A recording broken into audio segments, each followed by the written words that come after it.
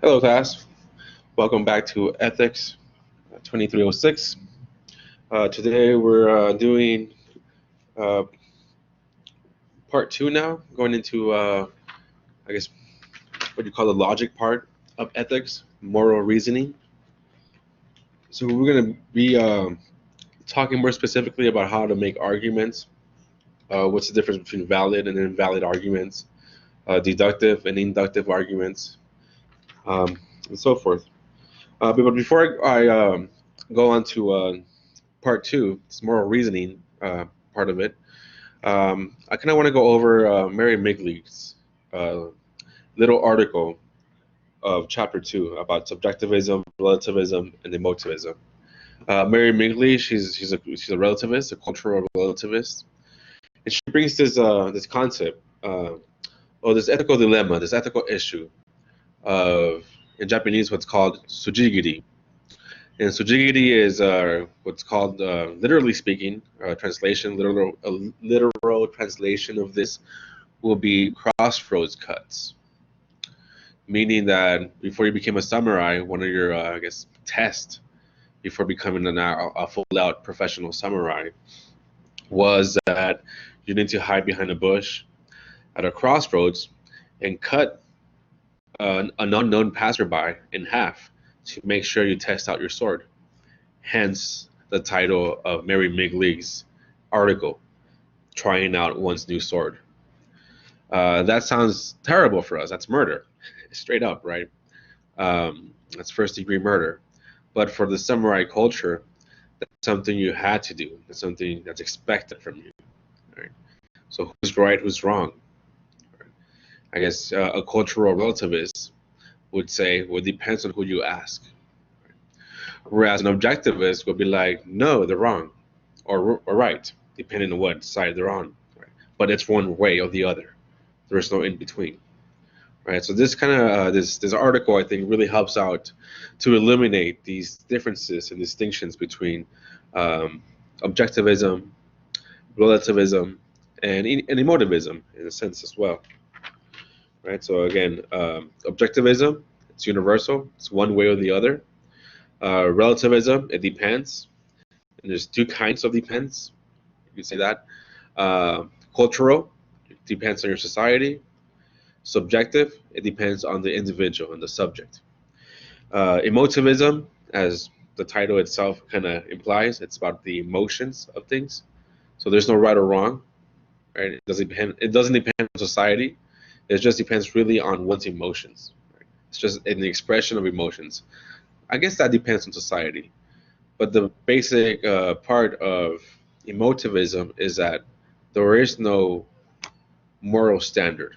It's just emotions that are being expressed when we say something is right or something is wrong, or something is valuable or something is worthless. All right, I just want to make that clear.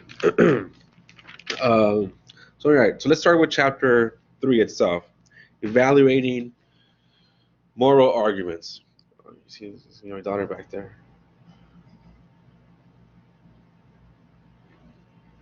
What happened? Uh-oh. Let me pause this really quick.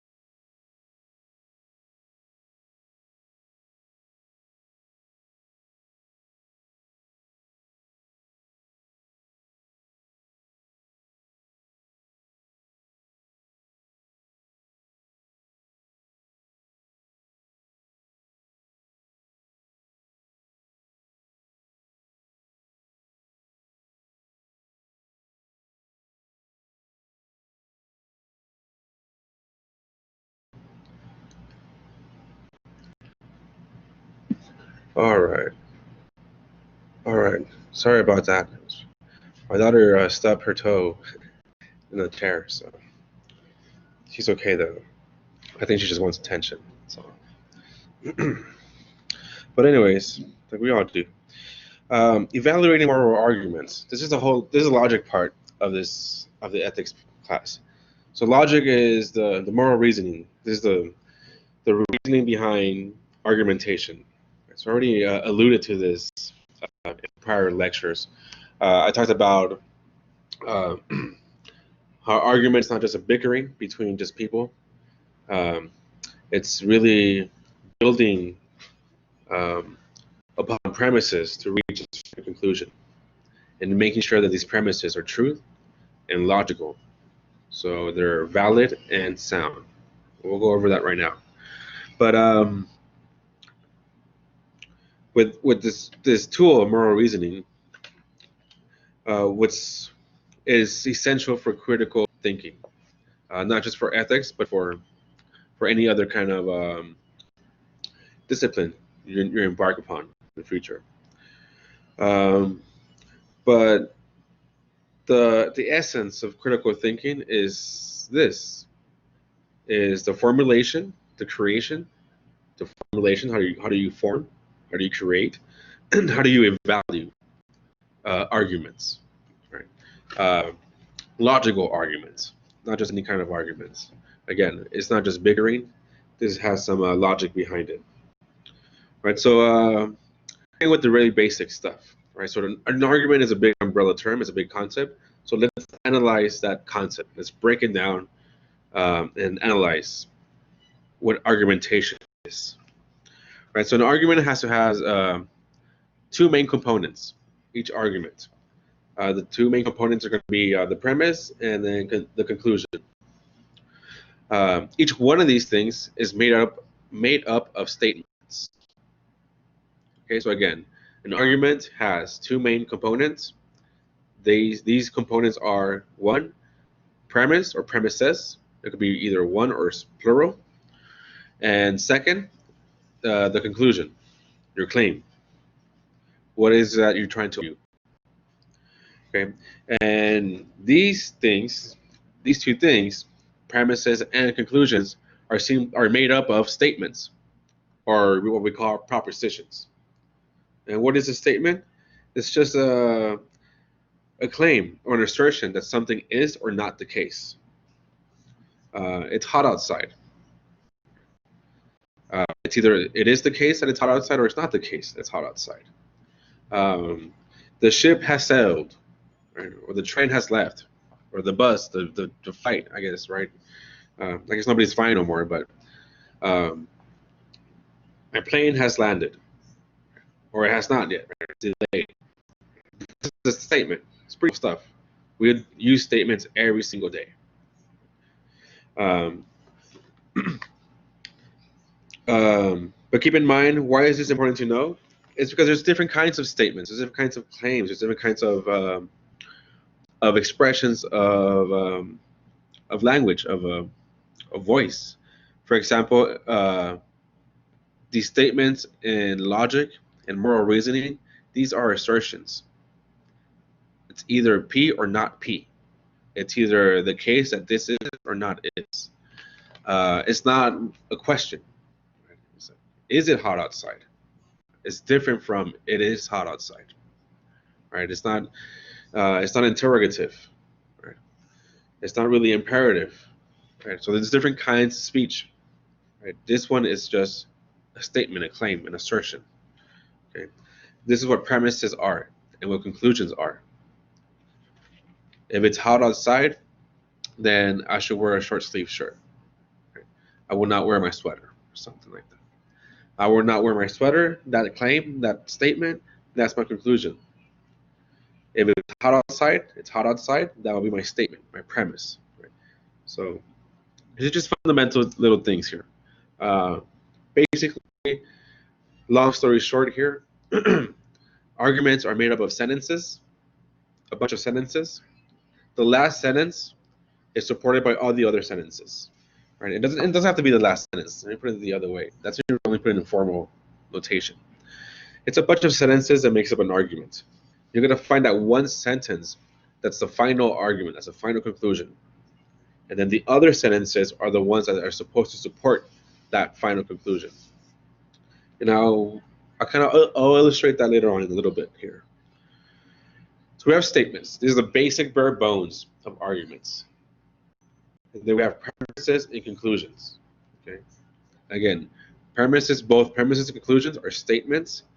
The difference between a premise and a conclusion is that a conclusion is a statement that, how can I say it? It's supported by the other statements. There we go. That's the best way to figure it out. You have a paragraph of things. You're reading the articles. You're reading the news. Right? There's Minneapolis right now is on fire. Right? There's a lot of looting. There's a lot of protest. Right? And then you read certain newspapers.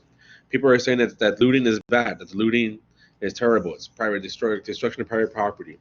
If you read other sources, they say that this is a logical and legitimate form of protest. Who's right? Who's wrong? Right? It depends on how you read these arguments, how these arguments are built. So, statements and arguments. Statements are the basic bare bones. Arguments is the final formulation. Right? And then in between these, to get to the final formulation, you have premises. A bunch of, it could be one or it could be a bunch of sentences or statements, whatever you want to call them, same thing, basically. And then the final sentence is for what you want to say, right? It's hot outside, my air conditioner's in full blast, I should wear a short sleeve shirt, excuse me. I should wear a suntan lotion, or anti-sun lotion, whatever it's called. Or I should just stay at home, right? And all these other sentences are going to be supporting your final conclusion, your final decision, your final action. Right? This is what logic is. It's just breaking down how we formulate arguments. Okay. So again, arguments have two main components: premises, conclusions. And each one of these things are made up of statements, of sentences, propositions. Let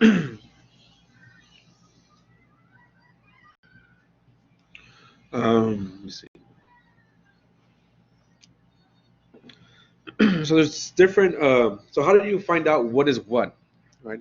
How do you when like you're really applying these definitions I'm giving you? If you're reading newspapers, right, a newspaper article about anything really, how do I know which one is a premise and which one is a conclusion? Which sentence is a premise and which sentence is a conclusion? That's kind of hard to tell, right? And this is the whole point of evaluating arguments. We got to analyze them, break them down. So what we have is a shortcut here that we can use. This shortcut is what we call indicator words. Indicator words are what I also like to call logical connectors. In literature, in writing, in rhetoric, we call these transition words. You might know these words such as therefore, because, conclusively, right? A word like that, excuse me, a word like that when you're reading or you're hearing it on the news, conclusively, you know what to expect afterwards. A conclusion, because that indicator word tells you what to expect. Conclusively, looting is bad for the economy, right? Which is that undoubtedly it is. That is bad. But anyways, there's certain words, right? Consequently, for example, that's one indicator word. Consequently, what does that indicate? A conclusion. Consequently, a consequence, a conclusion. What about a premise? To find a premise, premises also have indicator words. Premise will be like because it's hot outside, I'm not going to go outside. I'll get burned, right? Because it's hot outside, that's going to give me the premise. That's my supporting evidence to my conclusion that I'm not going to go outside. It's too hot, right? Or because I need to pass this class, I'm going to study. What's the conclusion? I'm going to study. That's what the consequence is. But what's supporting that?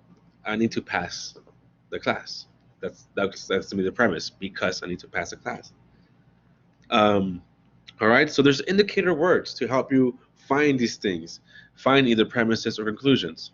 And some of them are pretty obvious, right? When you see the word conclusively, or even better, right, in conclusion, like shit, yeah, you expect a conclusion afterwards, right? And so these are little things when you read arguments, right? So when you read ethical dilemmas or whatever, read these words. Or when you read the news, when you hear the news on TV, or you hear the premises, okay, because of this, since, right, it's another premise indicator. Given the fact that this, then that, right? So there's logical connections here that are happening. They're reaching to a connection, to a conclusion. That's argumentation. This is logic. Okay.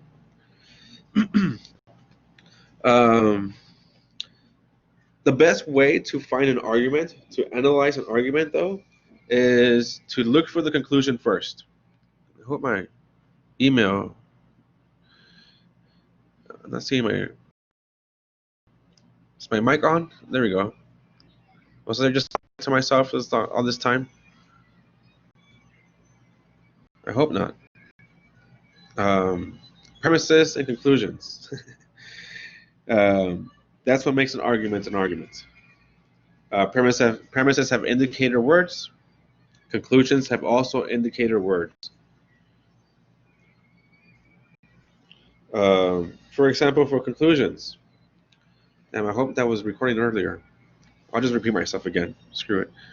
For a conclusion, when you're reading a big argument or hearing an argument on TV or whatever, some obvious indicator words that are going to indicate where conclusion is are consequently, conclusively. It follows that, or thus, therefore. Right? When you hear these words, these transition words, these logical connectors, you know that the conclusion is going to follow. Because it's hot outside, I'm going to stay inside. That word because, that's going to indicate now a premise. Because something, evidence, a statement, now I'm going to stay. Conclusion. These are argumentations here. The most reliable, the best, easiest way to analyze an argument is to look for the conclusion first. So look for indicator words that indicate conclusions. So again, for example, consequently, in conclusion, when you hear that word, in conclusion, you know what's going to follow. A conclusion, some claim. Whereas if you hear a word such as given that, due to the fact that, as indicated by, you know that not a conclusion, but a premise, some evidence is following. Because of this, then that. This is the logical form of a basic argument. Because of a premise, then a conclusion. And like I said, there's different keywords, which we call indicator words, that help you locate whether it's a premise, this statement, or whether this statement is a conclusion. And again, the best way to analyze an argument is by looking for the conclusion first. What is somebody trying to say? Okay, how do they support that? That's the best way to deconstruct arguments. So let's talk about arguments themselves. There's different kinds of arguments. There's good arguments and there's bad arguments. Long story short here, what we're concerned about in philosophy and ethics is deductive argumentation.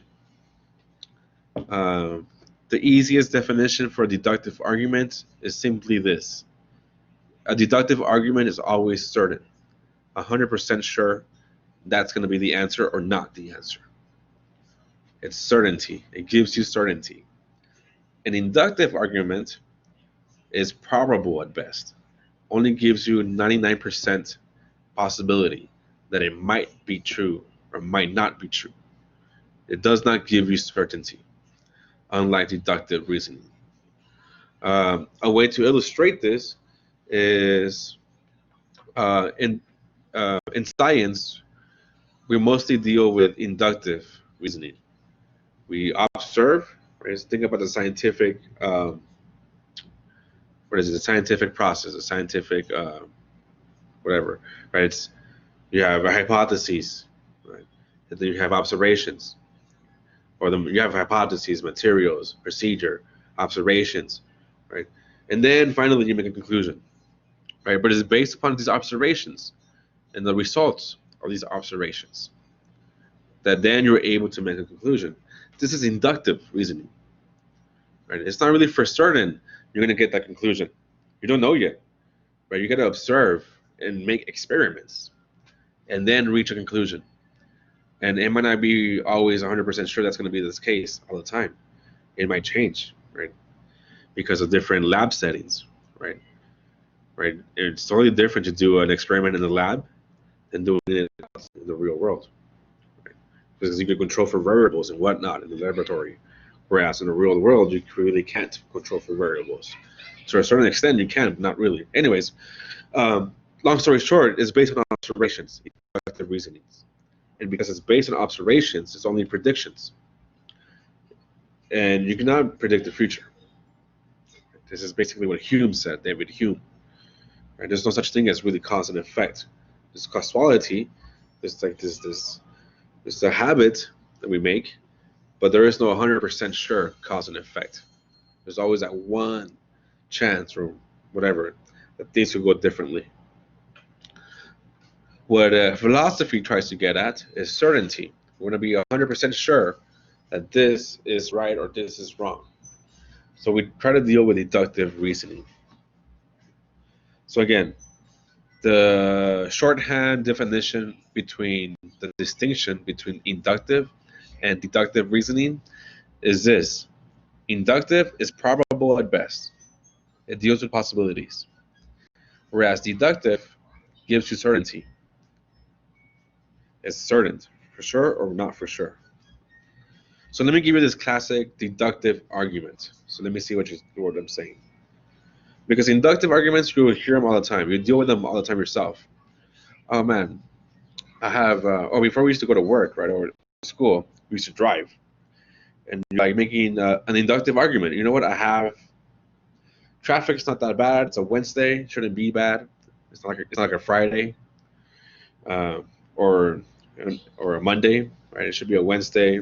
So I should make it in 10 minutes if I haul ass. Right? So you're making all these inductive arguments. You don't know for sure what's going to happen, but you're going to make based on possibilities. That's classic inductive. Deductive, on the other hand, is something like this. All men are mortal. That's my first premise. That's my first statement. All men are mortal. Right? We're all going to die. All humans are mortal. Let's not be sexist here. I'm sorry. All humans are mortal. Socrates is a human. Therefore, what would be the only conclusion I could draw out from these two statements? That all humans are mortal.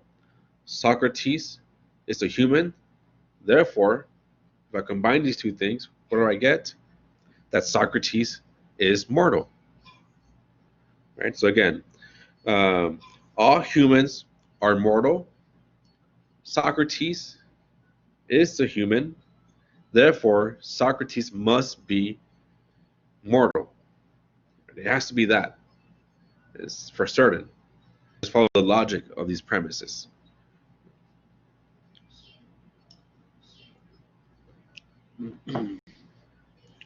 The basic notation, let me see if I can, I can't do it with this notebook here. The basic form of this, a basic notation I should say, I'm sorry. The formula of this is if P, then Q. P, therefore Q. So if P, if all men are mortal, P is proposition, Q is just a different proposition. If all men are mortal, and Socrates is a man, therefore Socrates is mortal. Right? This is deductive reasoning. Just based out of the premises, of the statements that I give you, you know what the conclusion is going to be. Right? It has to be this. If the conclusion is something else, could be something else, then the argument falls apart. Or if one of the premises is not true. So let's keep that classic example. All men are mortal. Socrates is a man. Therefore, Socrates is mortal. If one of those premises is false, say that Socrates is referring to a woman and not to Socrates, the ancient Greek philosopher, who was a guy. But say that somebody, or Socrates' a dog. I had a friend whose dog was named Socrates, right? Because we're nerds like that. Right? So if we're not referring to the man, premise 2, my premise 2 right here is false. Therefore, the whole argument here will be false. Okay? So a good way to criticize, I guess, an argument is to look at the premises, see if they're true or not, see if they're logical or not. Okay? So all men are mortal. Socrates is a man. Therefore, Socrates has to be mortal. Deductive reasoning, right? It's certain. If you follow the logical steps, right? The logic behind the form of the argument here.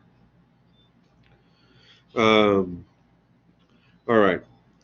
So let me just read exactly what the textbook says here, so maybe make this point clear. This is pretty important stuff. This distinction between inductive and inductive reasoning.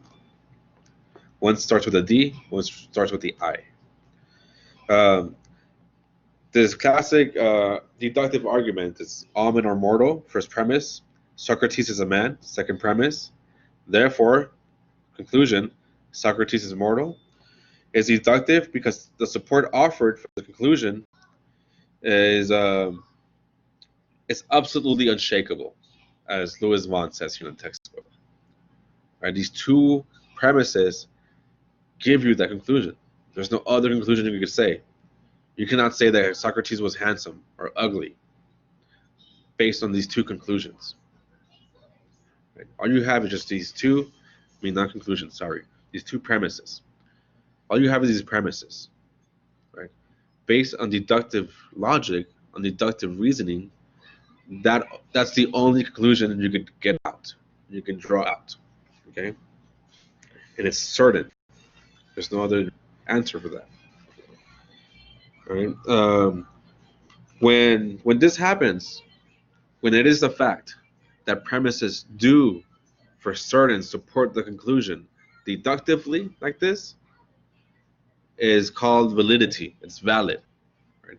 In popular parlance, we use the word valid. Oh, that's a valid argument. Oh, that's valid.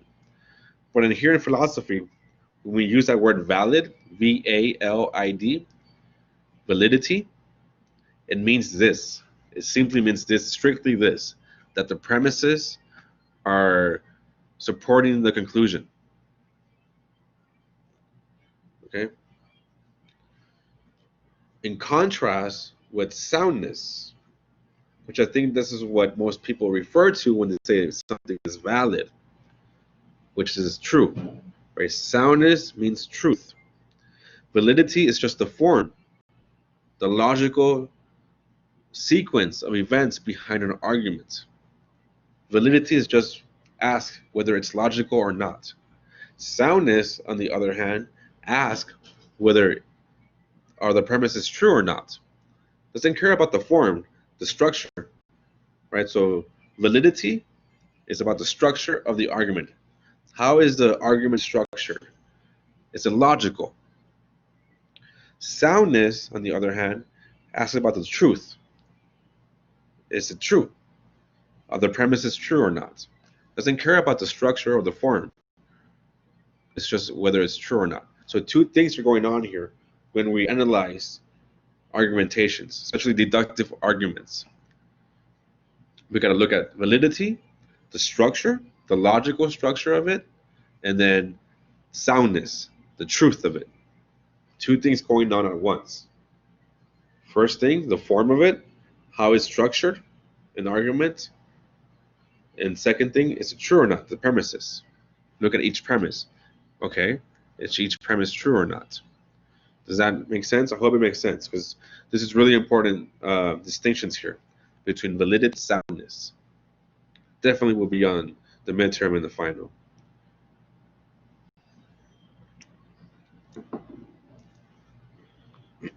So when somebody says, oh, that argument is invalid, what they're referring to is not that it's true or not. What they're referring to is that it's not logical, that the sequence of events, the way that the sentences are structured, the premises are structured, do not support the conclusion.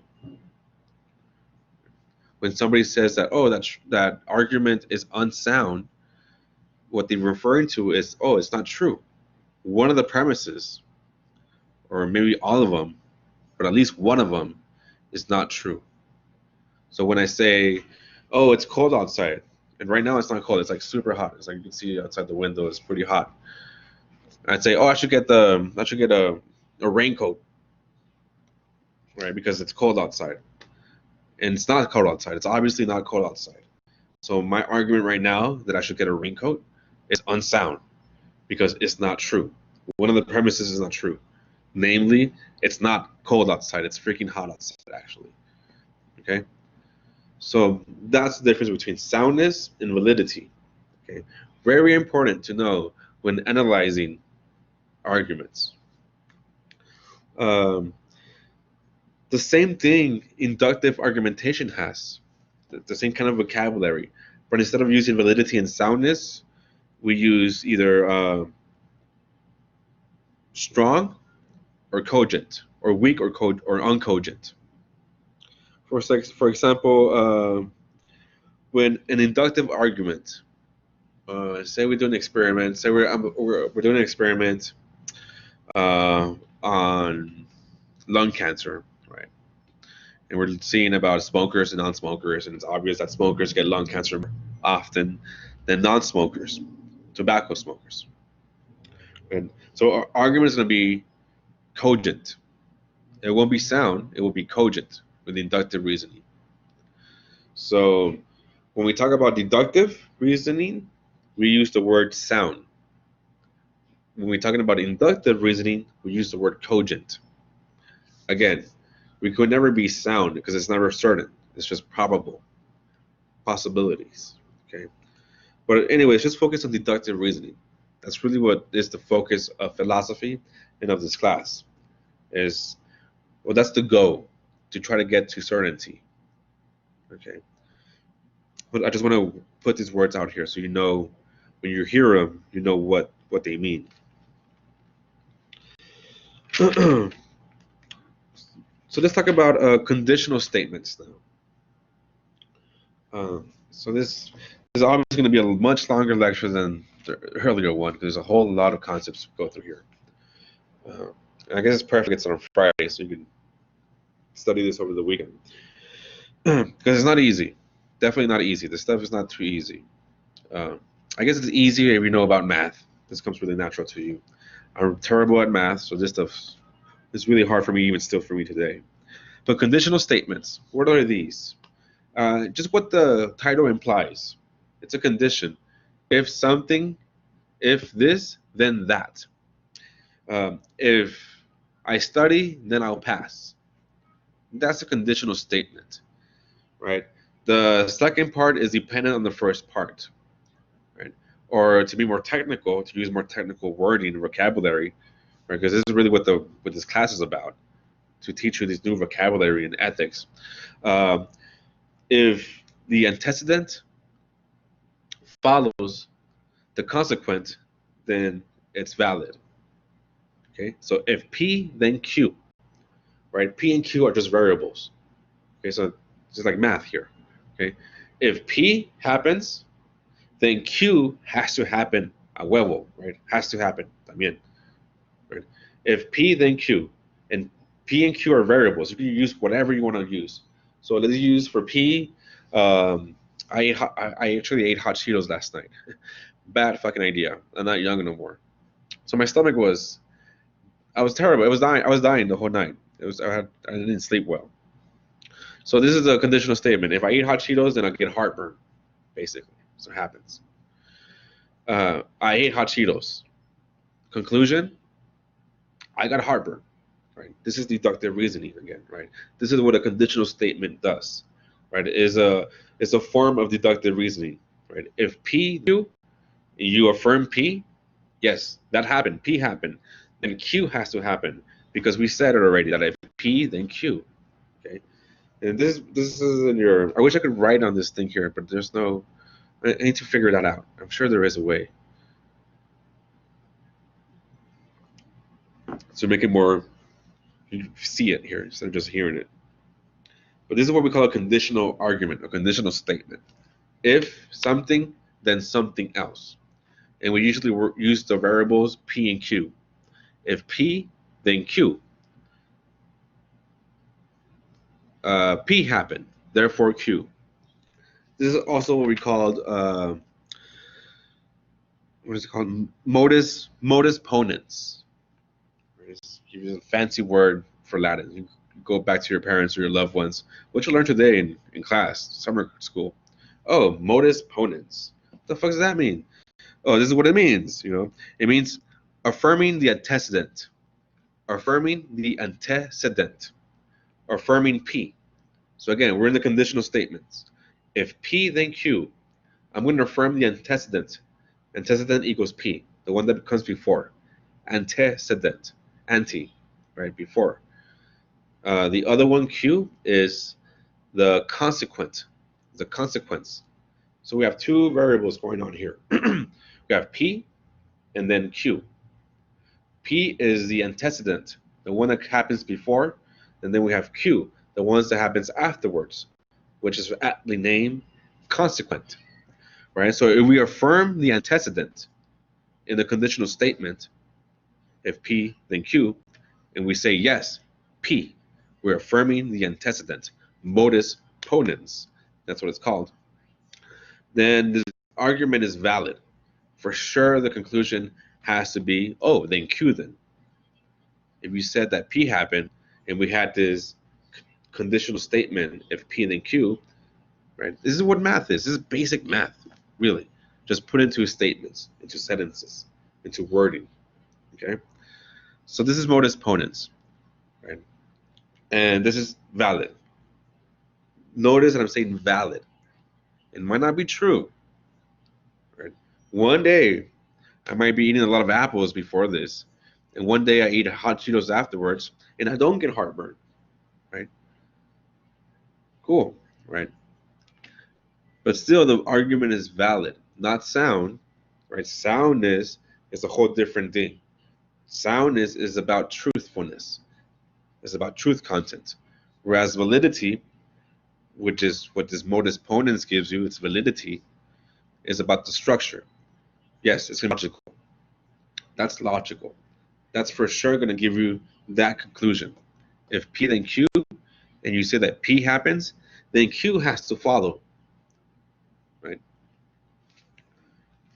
This is pretty simple stuff. It's pretty self-apparent, right? But it's really important. Like it's like it's amazing how much you can do with these little laws here. And basically what I'm giving you, right? If you're taking any algebra or like trigonometry or calculus, whatever, right? There's like laws or like maxims, and then proofs, right? These are maxims I'm giving you, and then you go out there and you find proofs.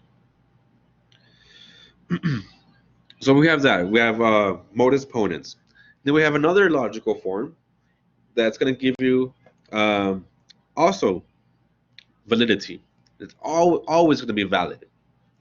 This one's called modus tollens, or what we call what's going to happen. We're going to deny the consequent. Excuse me, sorry. Just drinking this chai tea and got kind of strong. Denying the consequent.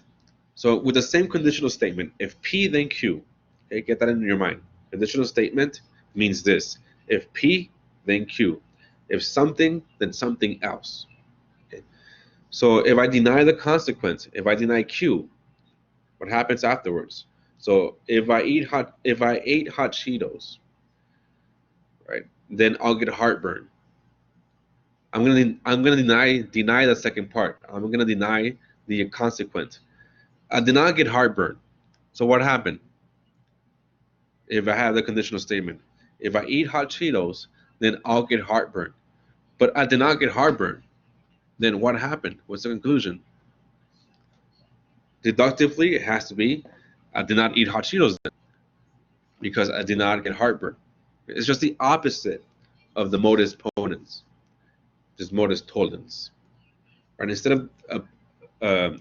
Instead of affirming the antecedent, now with modus ponens, we're denying the consequent. Right? If I study, I'll pass the class. I did not pass the class. What happened? More than likely, right?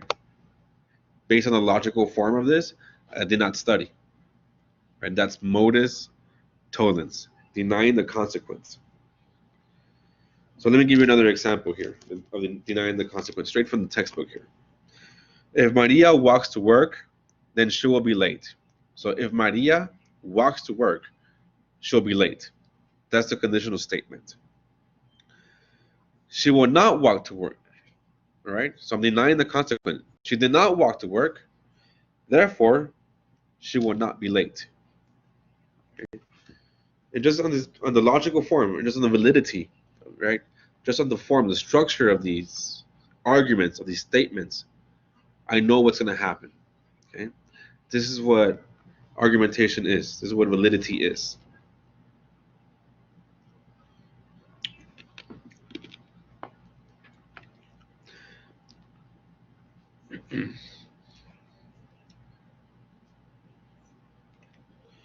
So, oh wait, let me go back. Wait, sure. So modus ponens and modus tollens. All right, let me just go back again. Affirming the antecedent. That's modus ponens. If Maria walks to work, she will be late. This is our conditional statement. So under modus ponens, the first one, affirming the antecedent, is that Maria walked to work. Therefore, she's going to be late for sure. Pretty obvious, pretty self-evident, this modus ponens. Now let's do the other one, modus tollens, denying the consequent. If Maria walks to work, then she will be late. This is our conditional statement. We're going to deny the consequent. She did not walk to work. Therefore, she should not be late. Not P.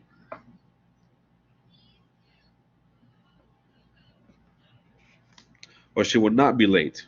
Sorry. She will not walk to work. If she was not late, that means that she did not walk to work. She got the bus or something, right?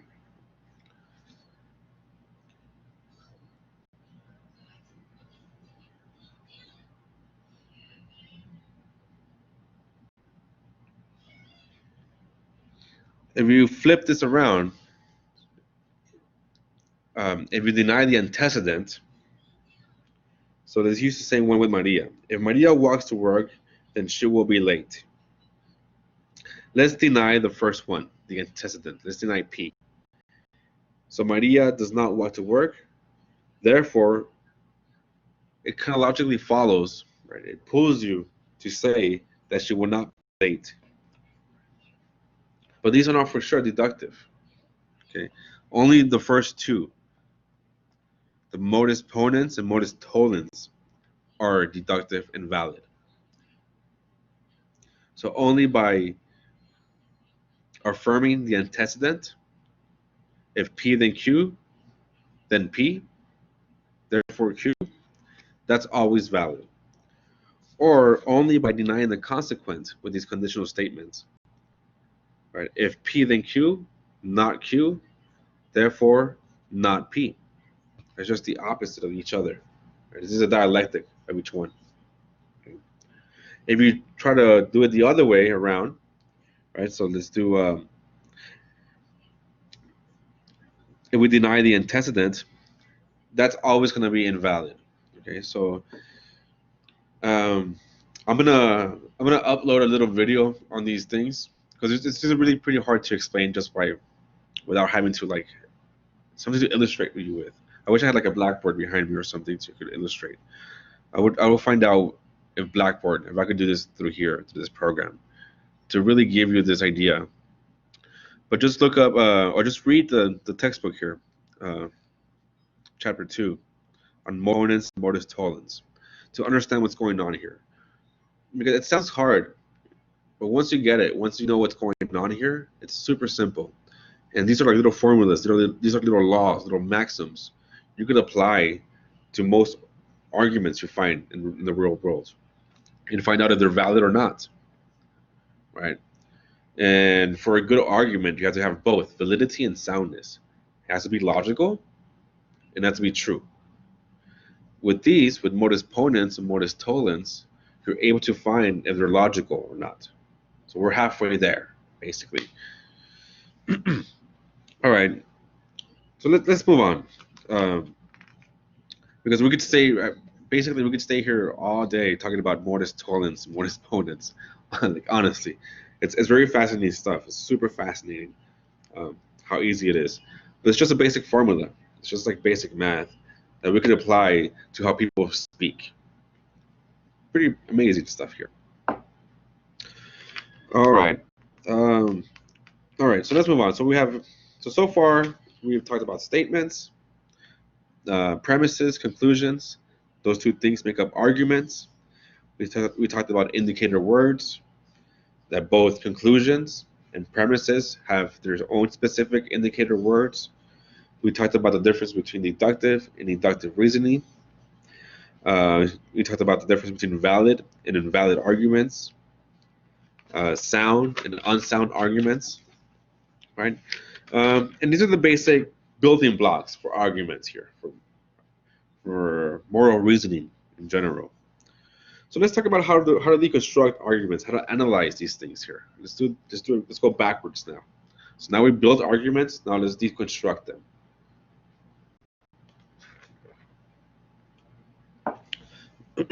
So on your textbook, they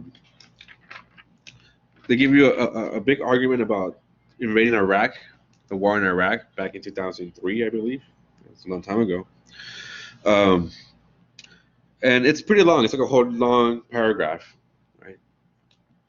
But what's really good about this textbook, that makes it clear, is that not all the sentences of this paragraph pertain directly or support directly the conclusion, namely that we're justified in the invasion of Iraq. And this is what you find in everyday life. When you try to deconstruct arguments, they're not going to be premise 1, premise 2, conclusion. Seldomly, you're going to find arguments built that way. You're going to find arguments that are buried amidst all this bullshit, basically. Sorry to just break it to y'all, but there's all this bullshit around us, and then buried between this bullshit, embedded between this bullshit, there's the arguments. And this is the hard thing about doing moral reasoning, about philosophy, about ethics, is sifting through this bullshit to find that premises and the arguments, okay, it is logical then, right? I had to uncover all this stuff to find those things. And I think this little paragraph about the justification for going to war with Iraq that George Bush gave us is a really good example of that, right? Politicians are full of these arguments that are just illogical, unsound, and invalid, but they sound good, right? Because they're pulling with your emotions, with your ethos, pathos, and all this other stuff. Okay? So the best way to do when you're going to try to deconstruct an argument is, again, sift through the bullshit and try to find the conclusion first. What is the claim? What is the major claim? What is the main conclusion that this author or this politician or this person is trying to sell me? Basically, it's trying to tell me what is the conclusion first. When you find the conclusion, and if it's in a written form, if it's like a paragraph, underline it twice. Underline the conclusion twice. Actually, let me go before this. You have a big paragraph, a big argument. You have to analyze the argument. Is it good or bad argument? Is it valid or unsound? This is what you do first. You first number every single sentence. Every single sentence of that paragraph, give it a number. Number 1, number 2, number 3, number 4, number 5, number 6, 7, 8, 9, 10, so on and so forth. Number every single sentence. And then read it again. Read the paragraph again. And then look for the conclusion. What's the conclusion? What's the bottom line of this? Again, use indicator words, right? Words like consequently or in conclusion. If you have that, there it is. There's a conclusion right there. Double underline that, right? Or make it known, right? Separate it a little bit. That's the conclusion, right? And then after you find the conclusion, look for the premises. This is going to be the hard part, the harder part, because not all sentences are going to be premises. Not all sentences are built to support or to directly support your conclusion. Some sentences are there to fluff it up, what I call bullshit, right? And just look at that paragraph that this textbook gives you. In my paging, and I'm using the older 4th edition because it's the one I have a physical copy of it. Too lazy to bust out the ebook. And it's the same one. It's the same for the editions. There's only about 1, 2, 3, 4, 5 sentences out of 13 that directly support the argument. The rest are bullshit. Not bullshit, but unnecessary. Or in other words, we're more technical. I mean, stop speaking so much French. More technical, they're unnecessary to the conclusion at hand. Okay? And just imagine, just think back of all these arguments you've been sold and all the unnecessary information to cloud. It's what it's for. That's what they're doing here. They're clouding you, right, with all this unnecessary information, so you won't find the real, right? So you can think one way or the other. This is what we call in psychology priming, right? They prime you. They give you certain ideas in your head first, and then they'll give you the premises and conclusion to prime you to think one way or the other first. It's the real stuff, kids. Priming, right? It's not brainwashing, right? It's not a conspiracy. It's just priming. They just prime you. This is the way the brain works, right? All right. So, in the textbook, it says that after you find the premises, underline them once, and then you do a diagram, right? Basically, what the diagram is helpful for, I'm not going to ask you, me, myself, from my assignments, I'm not going to ask you to diagram anything. But it's helpful for you to find out, when you diagram arguments, you find out easily, or it's illustrate you visually, which premises directly support the conclusion or not. And some premises are what we call complementary. You need one premises and then the other one, and they support each other to support the conclusion. Okay, so it can get more complex, right? These diagrams. So, but the tool is there. The basic formulation to deconstruct arguments is this: look for the conclusion first, look for the premises, and then look how the premises support the conclusion. Much easier said than done, though. Okay, but that's the basic gist of it. All right, let's move on. Moral statements, non-moral statements. I talked about that last chapter, so I'll skip that. Testing, moral statements. I already kind of talked about that already. Basically, validity and soundness. That's the test for arguments.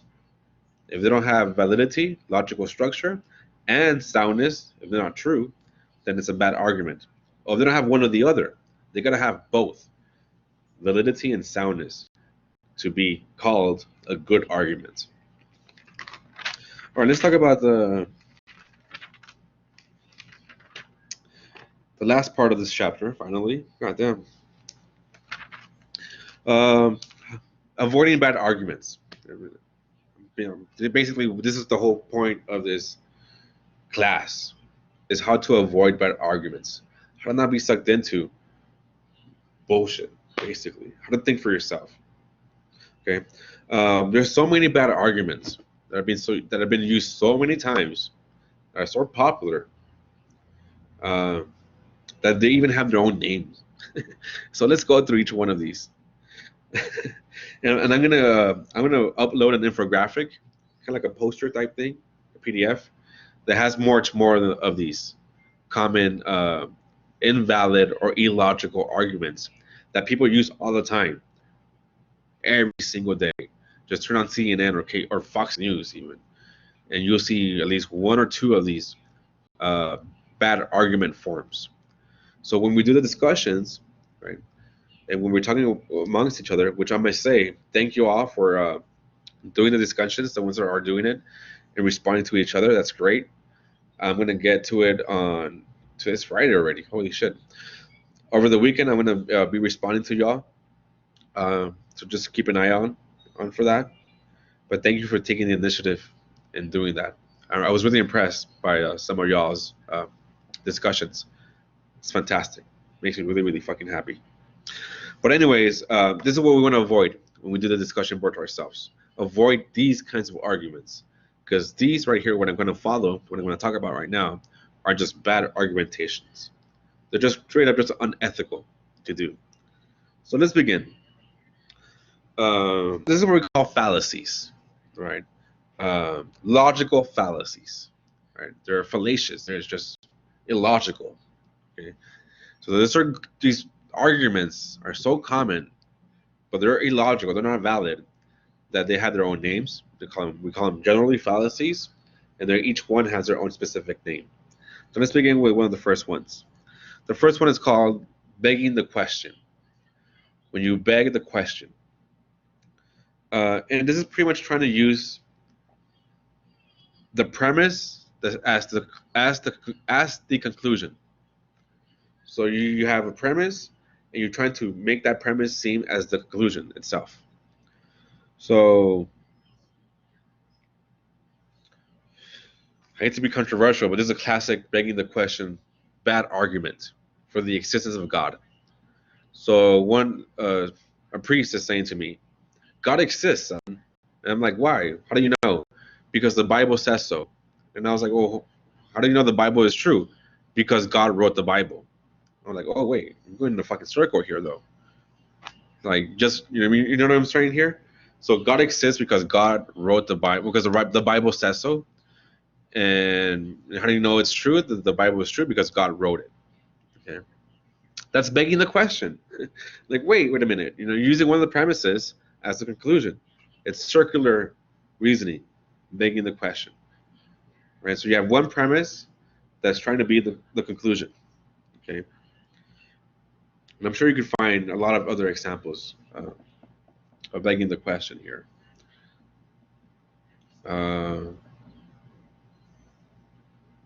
Drugs are bad because they're illegal. And why are they illegal? Because they're bad. Okay, you're begging the question here. So why, right? We're still not answering why. Okay, so it's begging the question, right? Why though? Why, right? So that's what begging the question is. It's trying to use a statement as both a premise and a conclusion. Okay. So never use that. Don't do that. Don't do this. Don't do this either. What we call equivocation. The fallacy of equivocation is when you assign two different meanings to the same term in the same argument.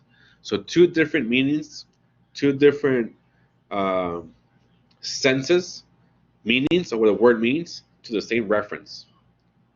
So this is a perfect example is the one with the pro-life argument, anti-abortion.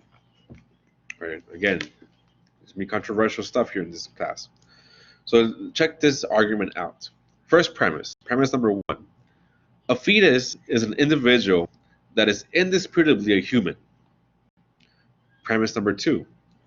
A human is endowed with rights that cannot be invalidated, including the right to life. Therefore, my conclusion, a fetus has a right to life. Right? So my premise, again, number 1, a fetus is an individual that is human. Second premise, a human has rights, namely the right to life. Therefore, a fetus has the right to life. Okay, it's logical. This is kind of valid, actually, this argument. But there's equivocation going on here. The person here is assigning 2 different meanings to the same word. You guys know what word this is? It's fetus. I mean, it's human. The word human. In this argument here that I just gave you, and it's in the textbook, they're using the word human to define 2 separate categories. One that's political and one that's biological. A fetus is a biological category. A human, like a person that has rights, that's a political category.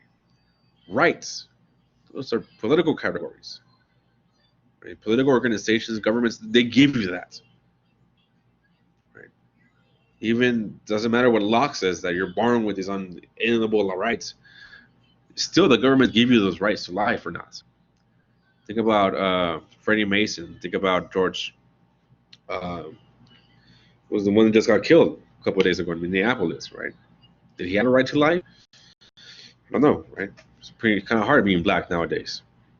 Always was in the U.S. I don't know why. But that's the way it is here, right? But there's 2 different things going on here, right?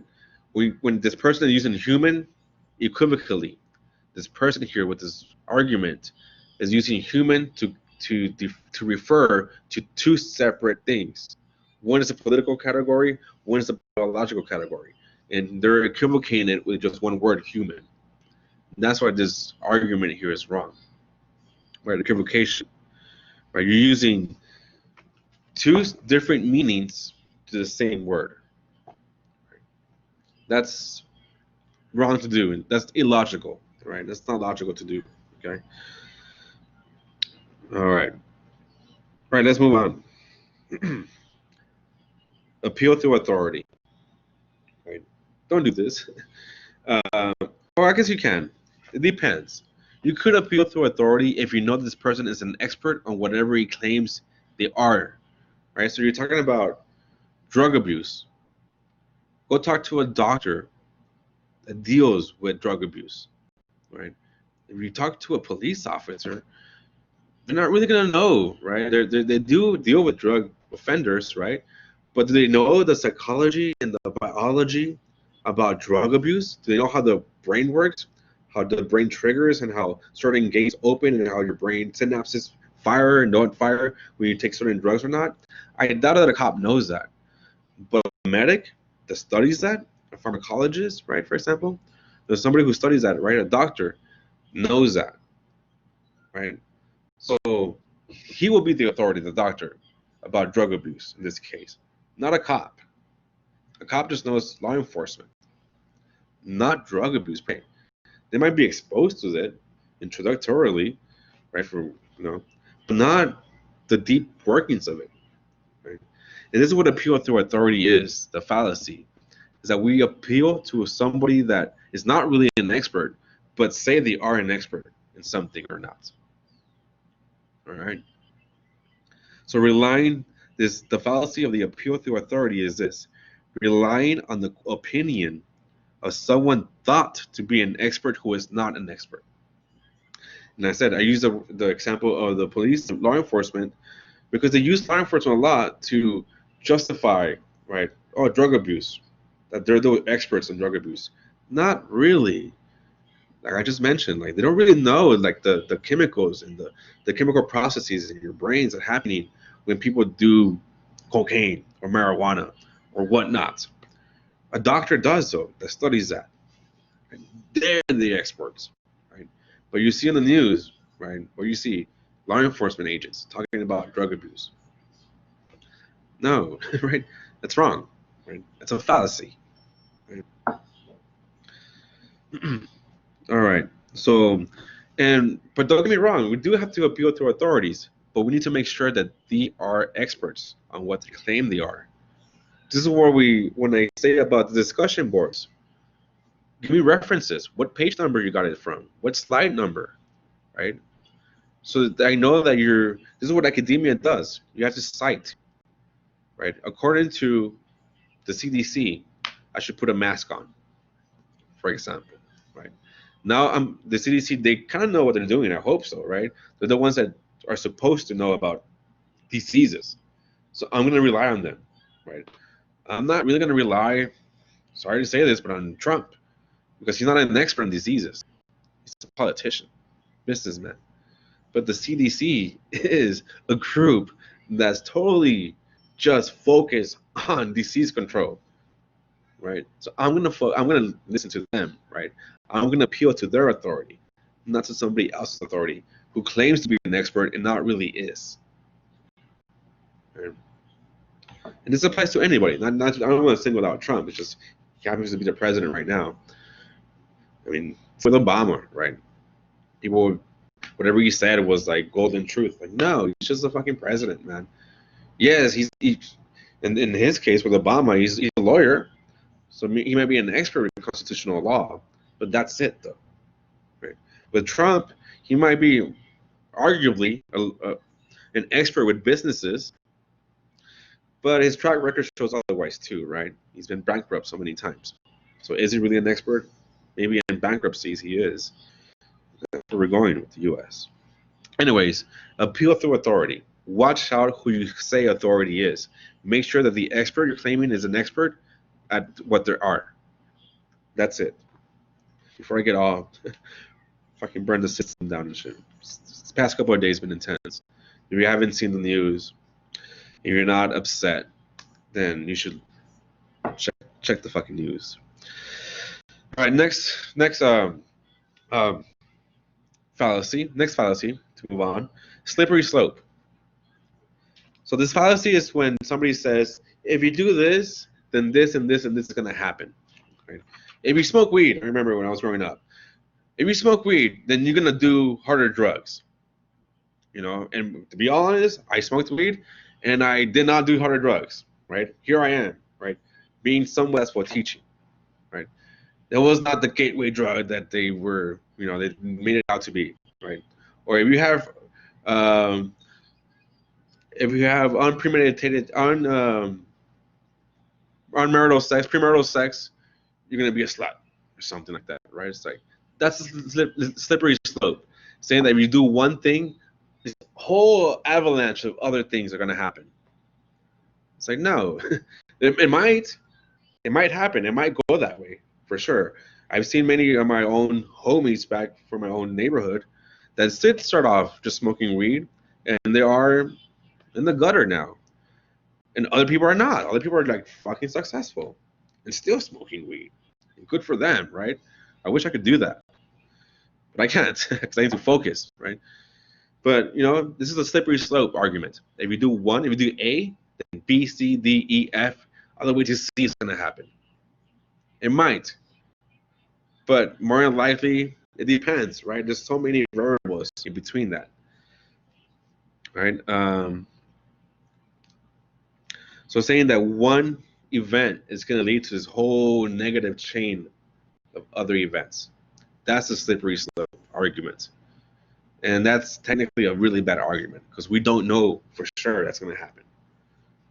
You're just overgeneralizing, basically. All right, let's move on. The faulty analogy. This fallacy is when you use an analogy to make a conclusion, but the two different to comparisons, the analogy itself is too different. So first of all, you need to know what an analogy is. An analogy is just a metaphor, right? That guy, I don't know. The guy works out so hard as a rock, right? That's an analogy. He's not a rock, right? It's just a metaphor, right? The rock. That's a really good metaphor, analogy, right? The rock. Why is he called the rock? Right, because he's strong, right? I guess what's his name now? Dwayne Johnson, right? But before he was the actor Dwayne Johnson, right? He was the rock, right? And he would smell what you're cooking or something like that. He had some motto he would say. It's kind of funny. Anyways, that was his right, the rock, right? The metaphor, because he's strong, man, right? Built like a rock, right? This is what an analogy is. You compare two seemingly different things, but when you compare them, you make a point. This is the analogy. A faulty analogy is when the comparison is too separate. You're pretty much comparing apples and oranges. That's what a faulty analogy is. So let me give you an example that textbook gives you. This kind of.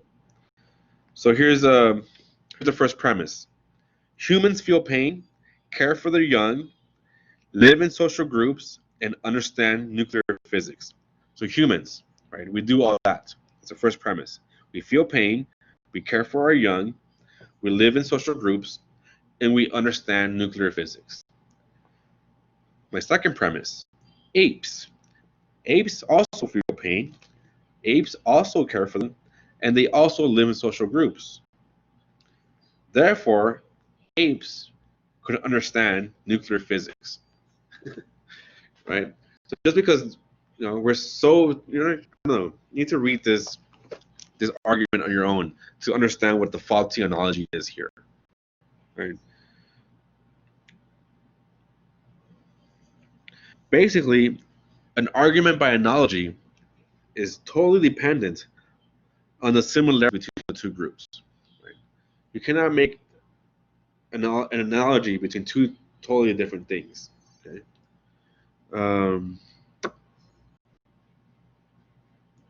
Here's another example of a faulty analogy that's a little bit better. Also from the textbook, straight from the textbook here. So my first premise, when a neighbor needs your help, it is morally permissible to lend a neighbor what he wants. So when a neighbor needs sugar, and you have sugar, it's morally permissible. It's okay. It should be okay. It should be the right thing to do, actually, to lend your neighbor sugar. It's your neighbor. Right? It doesn't hurt nobody. Second premise, though, therefore, Great Britain is a neighbor to the U.S. and therefore is in dire need of help to win the war against Germany. So we're talking about World War II here. Okay? So just as you will help your neighbor, you give them sugar when they don't have sugar, the U.S. should get involved in World War II to help out the neighbor, Great Britain. And that was the reason why we went to war, World War II, basically. Besides Pearl Harbor, of course. But that was one of the main justifications that we were giving out there. That we're neighbors, Great Britain and the U.S., and this is what a good neighbor does. It's called the good neighbor policy in history. So this is a faulty analogy, right? It's not the same thing giving sugar, right, or helping a neighbor than to war because you're an ally with the whole fucking country, right? Totally different things. Killing people from lending sugar, right? This is what a faulty analogy is. Okay, so watch out for those. Another fallacy is the appeal to ignorance. All right. So what does this mean? Appeal to ignorance. It's when you lack any evidence, you just say, "Aha!" Therefore, that must be the case. This is super obvious with UFO enthusiasts, people that believe in UFOs. And I must argue that there must be something out there. Not sure what it is, but the universe is super large. We can't be the only thing alive, right? But that's a whole different fucking thing. But they appeal to ignorance, right? Or people that want to debunk UFO believers. It goes both ways. This is a classic example of this. We have no evidence that UFO exists, so they don't exist. Right? Wait a minute. Just because we don't have no evidence doesn't mean they don't exist. A lack of evidence is just that, a lack of evidence. We cannot claim one or the other, right? Or let's flip it around. Oh, we have no evidence, therefore there must be something out there. right? Whatever, right? It's very shaky. These arguments here, right? They're fallacious, fallacies, right? So a lack of evidence doesn't mean that something is or something is not, right? Let me give you another example. No one has proven that the fetus is not a person. So no one has proven that a fetus is not a person. Therefore, it is a person, right? All we have is is no evidence, nothing. No one has proven anything, so we cannot say anything then. But people use this appeal to ignorance, lack of evidence, as, oh, look at, right? We have no evidence, so look at that. Therefore, there it is, right? So watch out for that as well. Appeal to ignorance. Right. The problem with this, the appeal to ignorance, is this. This is a basic problem with this, is that the lack of evidence cannot be evidence of anything. Right? When you lack evidence, you cannot use that as evidence. It's just what it is, lack of evidence. Okay? And this is what the appeal to ignorance is. Well, because we don't have enough information, then it must be the case something is. No, we cannot say anything. All right. The next fallacy that's super important, super common, is what we call the straw man fallacy. The straw man. So think about this illustration in your head. A straw man, a guy made out of a straw. This guy just made out of a straw. Right? It's not flesh, right? It's a fake dude. So back in the days, let me give you a little bit of history here. So I also teach history, you guys didn't know this. Back in the days when you're learning how to be a knight, right, with your sword, kind of goes around with a samurai, but this is in England. Learning how to be a knight, you had a straw man. You had men made out of straws, not like straw like popotes, but straw like a wheat, like a scarecrow, basically. So think about a scarecrow, a straw man, right? And when you're learning how to fight with your sword, you can stab him, you can do whatever you want with that dude. He's not gonna fight back. He's a straw man. This is what. Now think about this in logic. This is what we do in logic when we do this fallacy. Is that a straw man does this? It puts up a distorted argument of your opponent. So you say you're in a debate. You're debating with somebody else, and your opponent has a really good argument, but instead you distort that argument. You put up a straw man. You put up that argument that's not really true to what the person said, but you distort it. You manipulate that argument to make it look dumb, make it look weak, so you could just knock it down right away. This is a straw man fallacy. Okay? Is that you misrepresent the view, or you distort the view of your opponent to make your opponent's argument look weak so that your argument looks stronger. That's a straw man. Right? And it's unethical, right? You're not being fair to your opponent. All right. The next fallacy that I'll talk about is the appeal to the person, or what is called ad hominem attack. This is when you, instead of looking for the argument that somebody poses, you attack the person itself. So say somebody is like debating with you that they should legalize marijuana, right, in Texas, and you're like, nah, don't listen to this dude. Right? He's a fucking stoner. Of course he's gonna say that. Right? Of course he wants marijuana to be legalized because he's a fucking stoner. Don't listen to him. Right? You're not, now you're attacking the person. Right? You're not attacking the argument that we should legalize marijuana or not. Right? You're not considering the premises that person might give you or not. You're just going straight to the person, attacking the person. This is what we call appeal to the person, or ad hominem. So ad hominem is Latin for to the man, or to the person, to the human. So you're dismissing the whole argument and going attacking the character. Please, please never do this ever. Not here in this class, not even with your parents or your siblings. Never ever do this. Right? This is just low life shit here. right? If somebody's going to argue with you, look at the argument. Look at the evidence. Don't attack the person's character. Don't attack the person themselves. Attack the argument. That's fine, but not the person. All right? That's just, like I said, it's just pretty low life shit here, right? So, yeah, let me give you just another example of like appeal to the person. So Maria says that animals have rights and that we shouldn't use animal products because it's immoral. But don't believe her. She has a bunch of fur coats, right? So we're just totally not even caring about, right, the argument. We're just totally attacking the person, right? It's just don't do that, right? All right, next one. Hasty generalization. I think it's the last one. Oh no, second to last. Hasty generalization. This is a fallacy of inductive reasoning, actually. So when you generalize something, you're going from the particular to the general. A hasty generalization is that you have like one or two examples and you say, it fits the whole fucking gamut. I hate to say this, but it's so easy to bring up Trump as an example, right? When he's doing the immigrant debates, right? He's like, oh, the bad hombres, right? The rapists, murderers. Okay, yeah, a couple of immigrants are going to be that, undoubtedly, right? There are some human beings that are just nasty, evil people. Everywhere you go, immigrant or not immigrant, right? But doesn't mean that everybody's like that, right? But he was claiming that all migrants are illegals, right? Criminals, when most of them are just families trying to make a better life, right? This is what a hasty generalization is. You find one example and you make it fit the whole fucking gamut. That's not right. It's not logical to begin with. It doesn't matter about being right or wrong. It's just not logical. Right? It's not valid. It's a fallacy.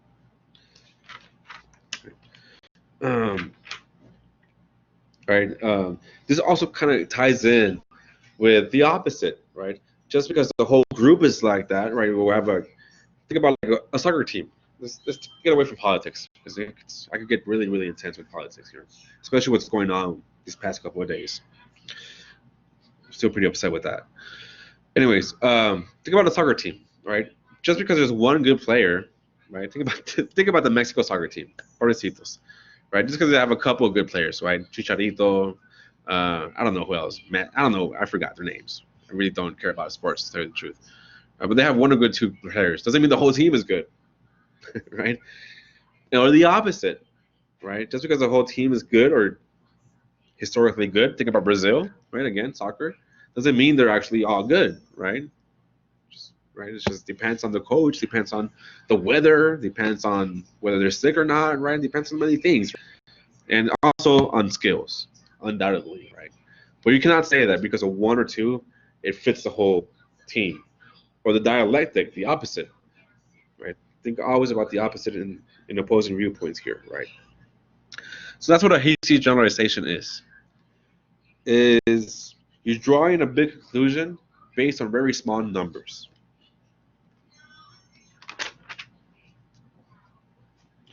And then the last fallacy I want to talk about is the appeal to emotion. Right? This is where you just appeal to people's emotion, right? You know, abortion is wrong because you're killing a person, and don't you feel bad for you're not really using science or anything else, just emotions, right? You could definitely build a really good argument against abortion with science, right? But if you just use emotions, you're tugging at people's emotions, that's not logical, right? That's illogical, okay? But I do mention this fallacy because it's very popular. I think about I don't know. I really don't have a TV no more, but I remember when I was a younger kid, I used to stay up late night watching TV, and late at night used to come out some commercials for 5 cents a day, you could save this little kid from hunger. And they would give you some terrible pictures of these bloated little African kids with flies on their heads and around their faces. And it was freaking terrible. And I'm like, fuck yeah, for 5 cents a day.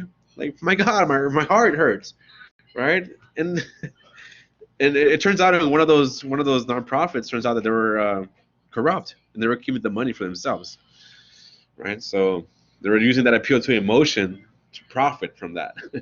I forgot what particular nonprofit it was. I'll look into it. I'll give you guys a link for that. But yeah, don't use that, right? Don't use these fallacious ways of argumentations. Yet, they're so freaking common, right? You appeal to the person, you attack the person instead of the argument. Just look at the presidential debates that are going to come up. They're all about appeal to the person, attacking the person's character, not the argument, right? Just look at politics.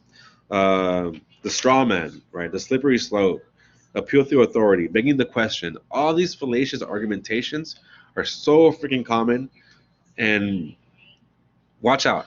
All I'm saying, right now you have the tools to sift through the bullshit, and for the rest of the semester we're just gonna sharpen this tool. All right. So this is the end of this long ass lecture. I hope you guys enjoy your weekend. I know it doesn't feel like a weekend anymore. Doesn't know what day it is really, what time it is anymore. But please stay safe and be conscious about other people and about yourself. Right? Be ethical. Right? Be smart. Be critical. All right. Namaste. Thank you guys.